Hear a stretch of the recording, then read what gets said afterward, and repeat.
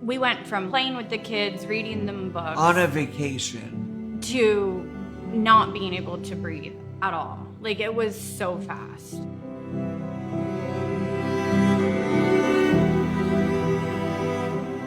Once you just come to the ICU, we already know that it's not a good situation. He actually called me the morning that he was going to be intubated at 6 o'clock in the morning and left me a voicemail and sent me a text message that said, "I think I'm going to die." Once we get to maximal ventilatory support and we know that there is nothing else the ventilator can do, that is typically the inflection point when we start thinking ECMO.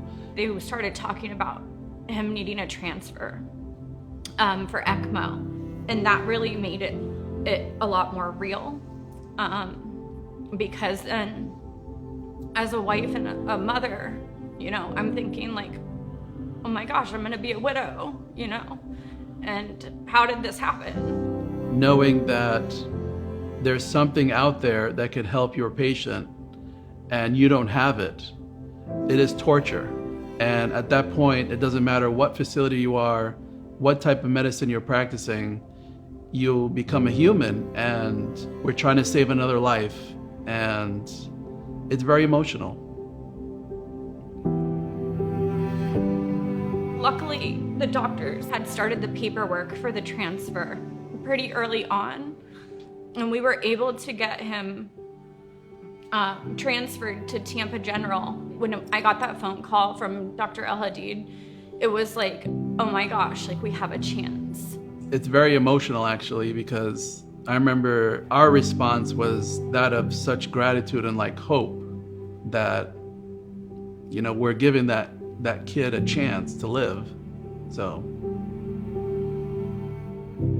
When Mr. Austin arrived here early morning, his case is about as complex as one can get. More eyes on complex patients, the better, as they can bring different perspectives of their specialty to the table.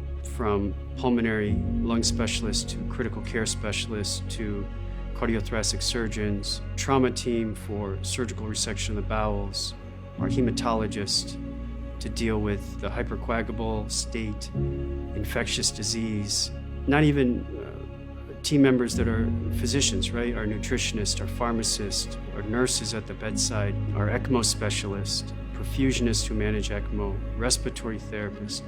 It is truly a multidisciplinary approach in management of these patients from all spectrums of healthcare. We worked with so many different specialists and departments. They were very collaborative with each other.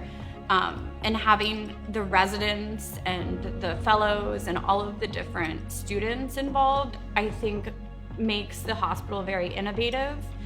I don't know that if we were somewhere else that they would have taken the chances that they took with Casey, because the odds were so stacked against us.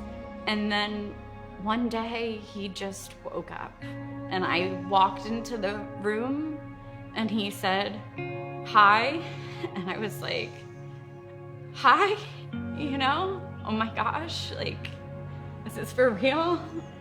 I mean, it was literally just like that. In medicine, there really is no competition. We're all there for the patient. We have to understand and know who our partners are in the community, in the state, in the region.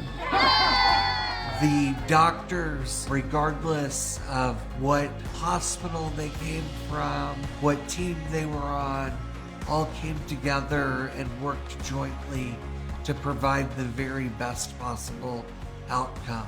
And I'm forever grateful for them realizing from a human perspective, you know, this is a young guy with a wife, young children.